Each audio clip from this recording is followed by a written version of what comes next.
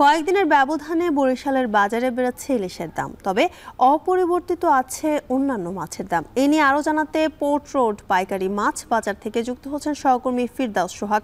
সোহাগ, ইলিশের দাম কেজি প্রতি কত টাকা বেড়েছে এবং সামুদ্রিক মাছ সহ অন্যান্য মাছের বাজার কেমন চলছে জানাবেন।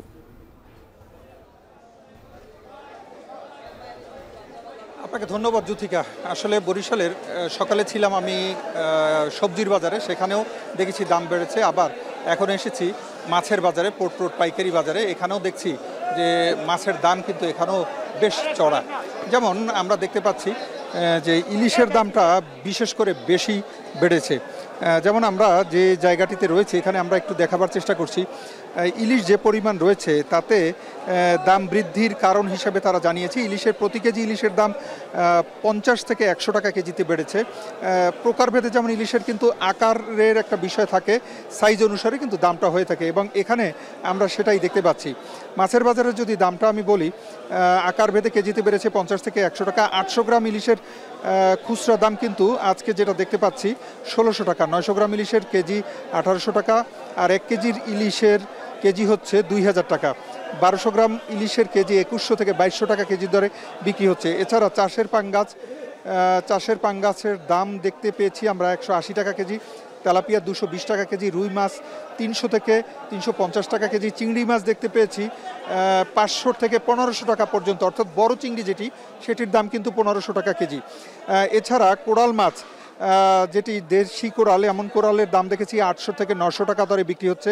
সাগরের সেটি কিন্তু আবার একটু দাম কম, সেটি 400 বা 500 টাকা দরে বিক্রি হচ্ছে।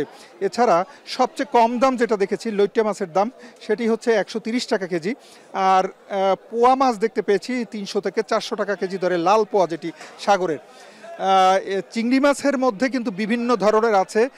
ছোট চিংড়ি যেটি একেবারেই চিংড়ি মানে সবজি খাওয়ার যে চিংড়ি, সেটির দাম কিন্তু বেশ ভালোই 1000 টাকা কেজি দেখেছি। আর বড় চিংড়ি যেটা গলদা চিংড়ি, নদীর চিংড়ি অথবা চাষের, এটার দাম কিন্তু 1200 থেকে 1500 টাকা পর্যন্ত। অর্থাৎ প্রত্যেকটি মাছেই কিন্তু আমরা যেটা দেখেছি যে দাম কিন্তু বেড়েছে। কেন দাম বেড়েছে এর কিন্তু সুনির্দিষ্ট কোনো কারণ কেউ জানাতে পারেনি, তবে আমাদেরকে যেটা বিক্রেতারা বলছেন সেটি হচ্ছে যে নানান কারণে দাম বেড়েছে।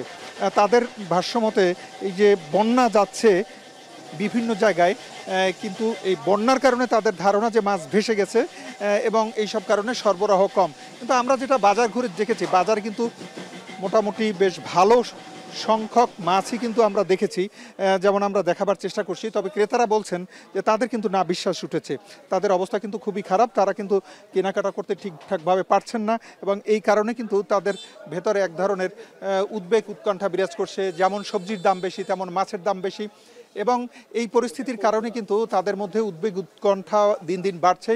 এবং আরেকটা জিনিস বলে রাখি যে সবজির দামে কাঁচামরিচের দাম যেমন বেড়েছে, আজকে কেজিতে 150 টাকা বেশি পাইকারি বাজারে, এবং ইলিশের দামও বেড়েছে 50 থেকে 100 টাকা। সব কিছু মিলিয়ে এক ধরনের অস্থিরতা বিরাজ করছে বাজারে। এতটুকু ছিল বরিশালের পাইকারি মাছের বাজার থেকে।